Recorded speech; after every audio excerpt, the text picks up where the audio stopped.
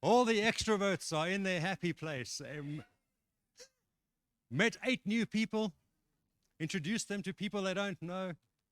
The introverts, you're cringing, you're thinking, this is exactly why I wasn't going to come this morning. Okay.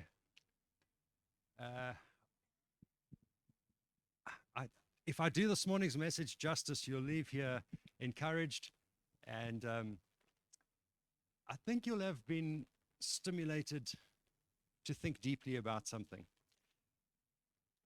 I'll start with a story. The story is told of 2 friends who went duck hunting. And, there's some people, they're just good at everything. Yeah? Don't shout out names or claim it for yourself. That doesn't work. But these 2 friends went duck hunting, and the one friend, call him Bill, he was that guy. He was just good at everything. And so this guy took his friend Bill duck hunting, but it was the first time Bill had ever been. And so he thought, well, perhaps this will be the thing that he can't do. And so they go out, and they'd spend 3 hours out there waiting without seeing a single duck. And then right near the end of the day, a single duck took off from a dam. And Bill fired a shot. And the thing is, though, that the duck kept flying. It was at this point that Bill said to his friend, well, no, that's a first. And his friend said, really, the first time you've not been good at something? He said, no, that's the first time I've seen a dead duck fly.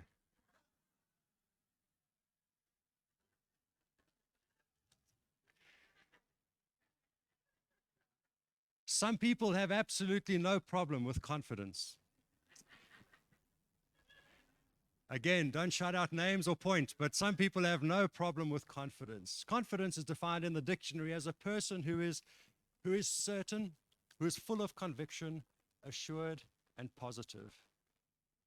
There can be no doubting amongst us here this morning that confidence is a character strength, and indeed we would all admit that confidence is an attractive strength.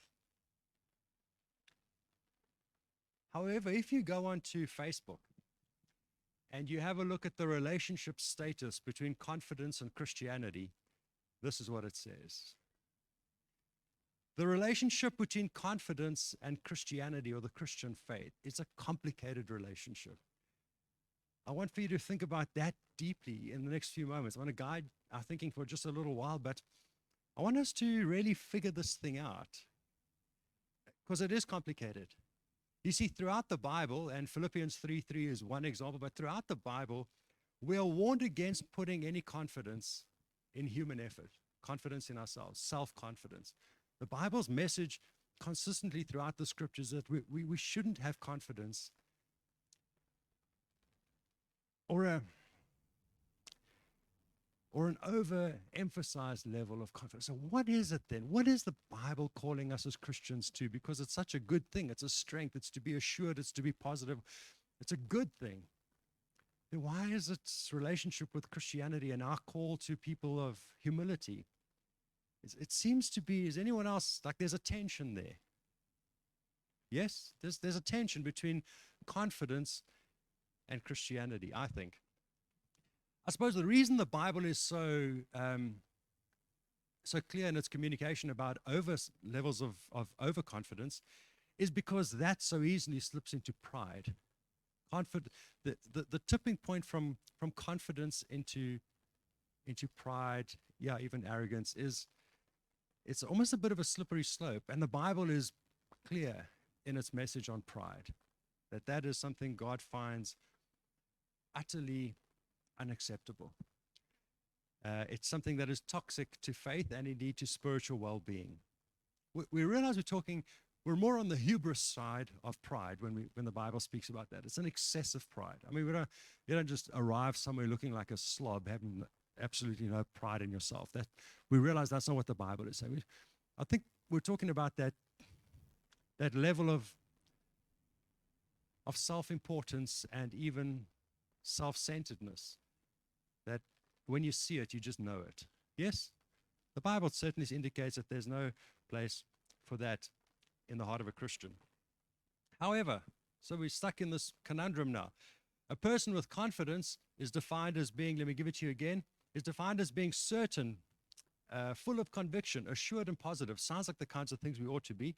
And a person who has no confidence, again, according to the dictionary, is defined as somebody who is apprehensive, doubtful, unsure. And this last one rocked me. It's a person who is pessimistic, just generally quite negative. Don't shout out names or point, but I wonder if you know any negative people. I wonder if you know any negative Christians. I wonder if we're scratching at something here that's a bit sensitive. I think we should.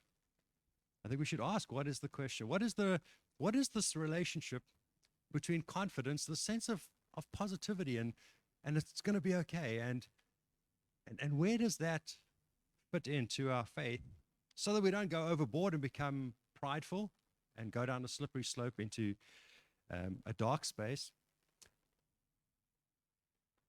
Somebody's looking up the answer. The relationship simply between confidence and Christianity, I think, is complicated. And so I don't for a moment think we're going to right now, like within the next 15 minutes, we'll figure it out. I think it's something worth figuring out. I think it's something worth exploring. And incidentally, I think it's so personal that for different people here in your journey right now, it'll mean different things. Some people here this morning are going to be challenged around your level of negativity. That'll be good. It's good to be challenged about that, because I don't think that's faithful either. Some of us might be challenged around our level of maybe too much self-confidence and a bit not God-dependent and a bit self-dependent. That also would be a worthwhile message to hear. So what is the relationship between confidence and Christianity? This morning I want to highlight a single verse that I think speaks into it. What is the relationship between confidence and Christianity? We'll highlight a single verse, but first I want to read the text that precedes the verse we're going to read. And so if you have a Bible here, remember the days you used to bring your Bible to church? Yeah? Check it out. I brought mine. This, incidentally, is a sheepskin leather-covered Bible. I'm very Lonnie. It's a Bible my parents bought for me in 1997, and I've had it recovered many years ago. And the guy who recovered it heard that I was from the Karoo, why he rebound it. And he said, I'll do it in sheepskin. I kid you not, I fully expected to get a woolly Bible. Thankfully, it wasn't. You feel free to come up afterwards and have a look at my sheepskin Bible. John chapter 8, if you have your Bible here, won't you turn to it? John chapter 8. If you don't, you can open your phone or whatever you need to.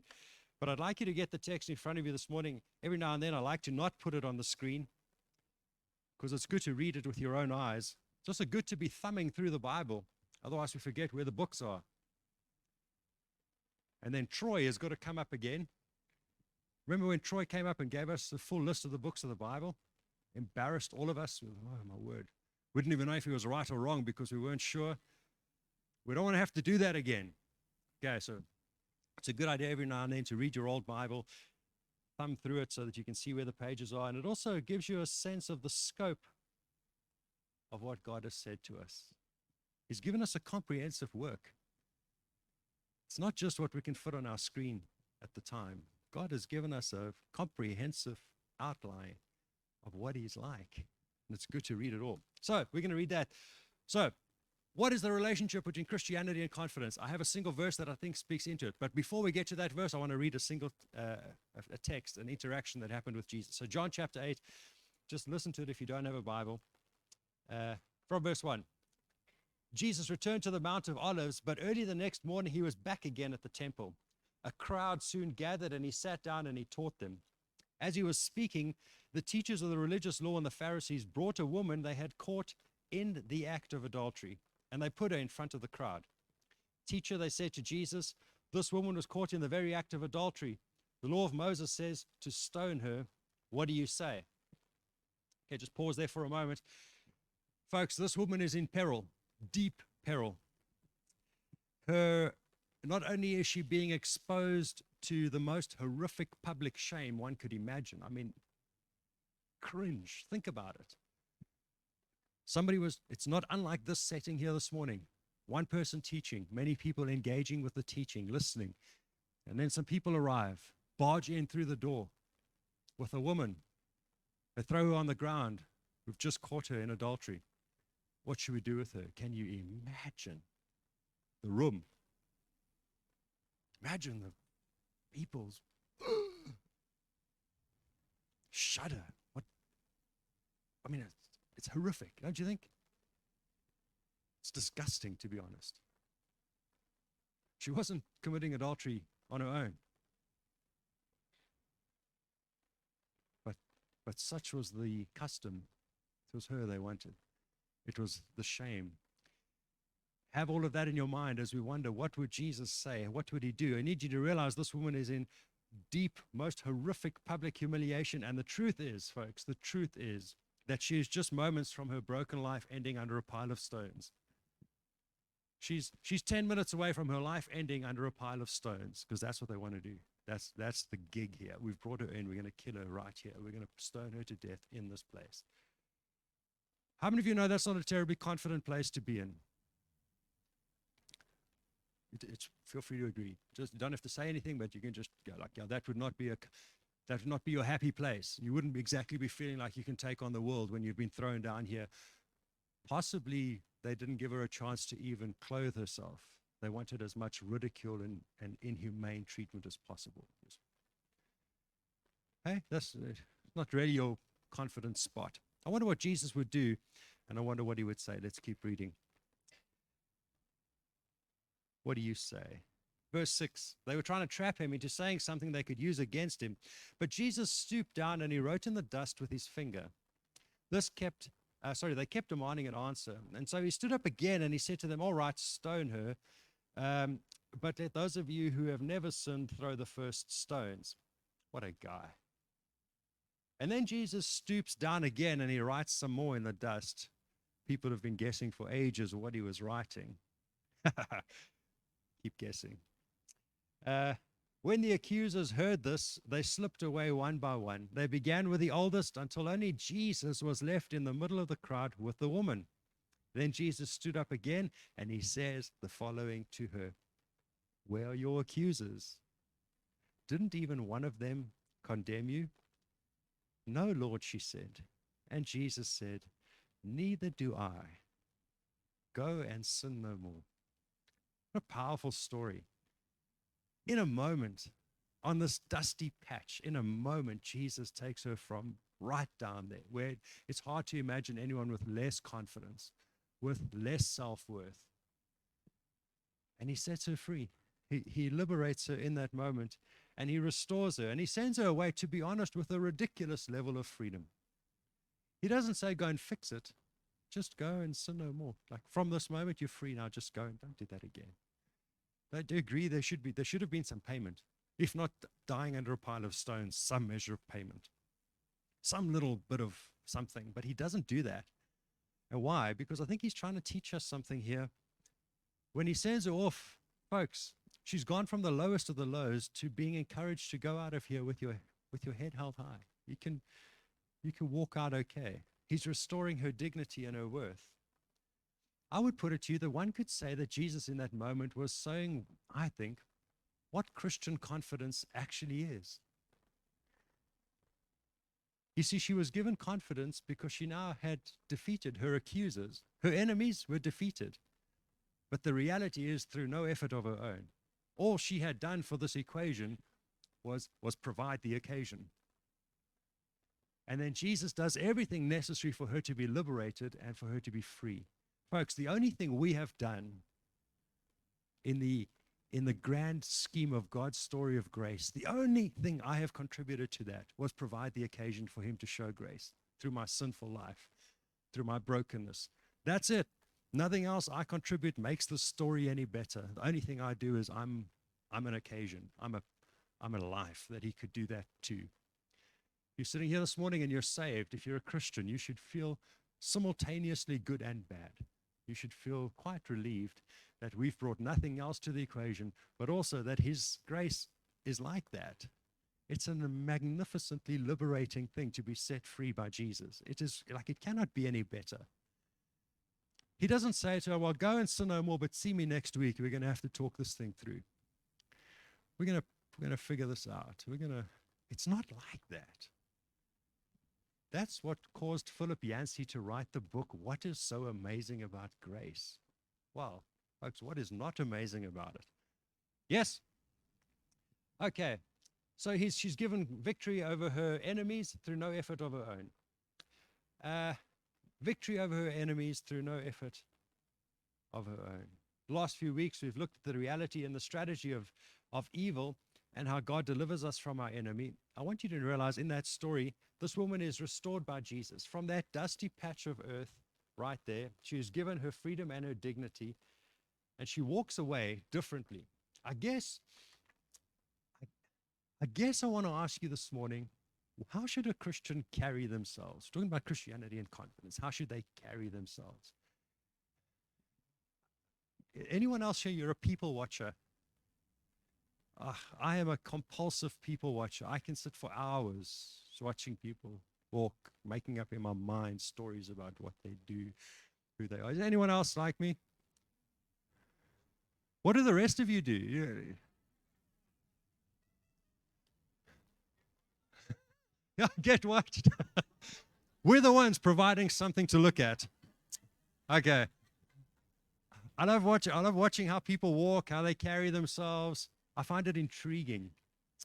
I'm not going to do it. I was tempted to show you.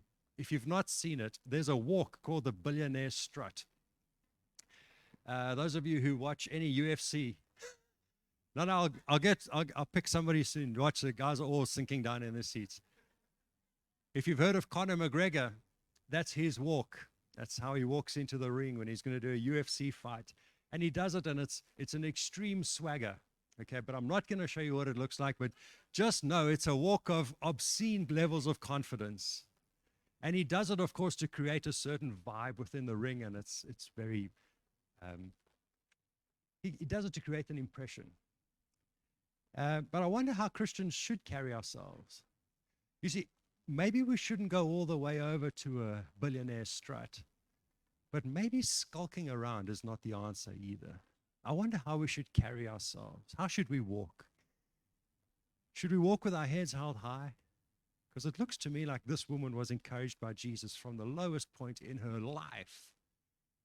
No, you can just go and don't sin anymore. It's a wonderful thing. Folks, we should carry ourselves well as Christians. Not because we are special, but because of who has said, carry yourself well. Go from here, sin no more. She walks differently after her interaction. I want to walk differently. I don't want to overdo it. I don't want to underdo it. Is everybody clear with me here? That's me. You must figure out your own gig. Me, Rob, who I am. In my journey as a South African living in 2023, trying to figure out what on earth is going on, trying to figure out where are we going, who is moonpacting with who, and what is going on with anything. In the midst of all of that, I want to go, Lord Jesus, perhaps people are watching. Perhaps they're looking at people of faith and going, how are you carrying yourself with all that's going down? I want to make sure I'm carrying myself well, and I want to lead a church of people who carry ourselves well. We're not going to be idiots who walk around like, hey, everything's just lacquer, don't worry about it. No, we're not going to be that. But let's not be the skulking around like, oh, it's all doom and gloom. It's just a matter of time. Just a matter of time. You should get out of here. There's nothing for you here. I don't want to be that guy either. Okay? You with me? I'm just saying I've got to be somewhere on this spectrum. I want to try and figure out from Jesus how he wants me to walk. When I see this woman caught in sin, one thing I know is he wants her to walk differently. And I want us to walk differently. I'm so glad I didn't put that billionaire walk up on the screen, because that would have been the only thing you remembered of this. And now, as it is, you're all going to be walking out of here pretty self-conscious about how you walk. People are going to be all... Just moonwalk your way out the door. Help yourself to some tea and coffee, and we'll get going. Okay. Here's my key verse. So that's the context. Jesus has just said this to this woman. What a spectacular story of confidence rediscovered, of hold your head high, of I have restored you. Your dignity is given back. What a beautiful thing. No accusers, no enemy can get you. Just walk, just go, sin no more. It's a wonderful thing. So here's my verse. Oh, by the way, that's the text. But here's the verse. Straight after that, Jesus said to the people, I am the light of the world. If you follow me, you won't be stumbling through the darkness because you will have the light that leads to life. I am the light of the world. If you follow me, you won't be stumbling through the darkness because you will have the light that leads to life. We'll walk differently because of Jesus, because of being his followers. We don't stumble through the darkness. We're not just aimlessly wandering, but similarly, we're not stumbling through darkness. We walk with some confidence. We walk according to those other definitions. We walk with some level of assurance and some level of certainty. Imagine for a moment, we could darken this room completely. And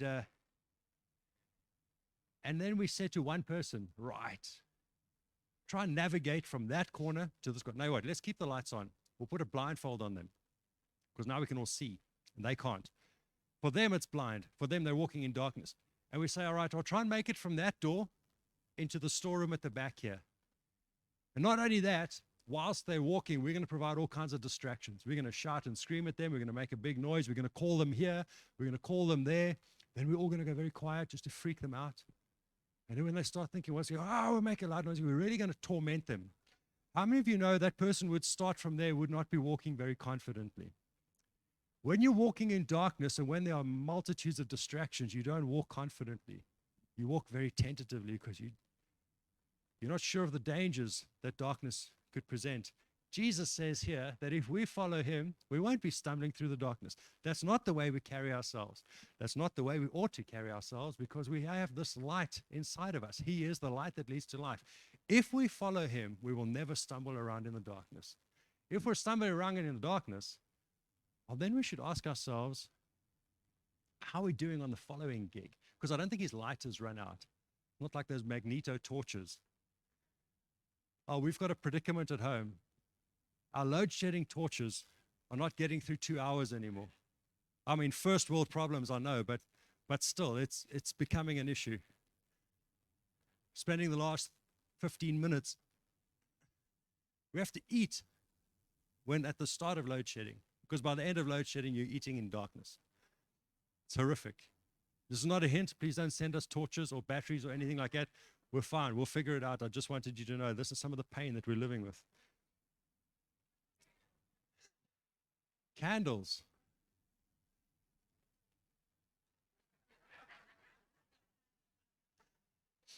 Never. If that person did try and move at all, because probably they wouldn't. Probably they would just stay where they are. And that is where some Christians get stuck as well. We get intimidated by the darkness and we never move at all.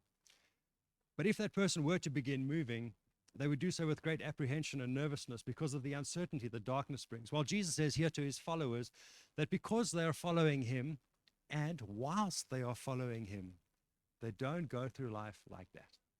We ought not to carry ourselves as though we don't know what is going on or where we are going. It's not our portion. Yes? It's not our gig, guys. I want you to receive that prophetically this morning. That's not what he has called us to. It's not how we carry ourselves. We're not uncertain. We're not without hope. Yes, there's darkness, but he is our light. And he has said he is the light that leads to life. Let's trust him like never before. For that is the Christian confidence. Please hear me. That is the Christian's confidence. The one who leads us has never forsaken us. He's never done it. And he is always faithful to what he has promised. Not because we are smart or because we have it figured out, but because the one who leads us always leads us to life. Right. I want to close now with something that might alarm you. But we started off with a duck hunting scene, so we're going to go full gunpowder here this morning. I want to show you a movie clip. When last did you watch a movie clip in church? It's been a while. Sterling, we might have to pause now, otherwise YouTube are going to kick us off. If you're watching online, sorry, you're going to miscome. You can watch.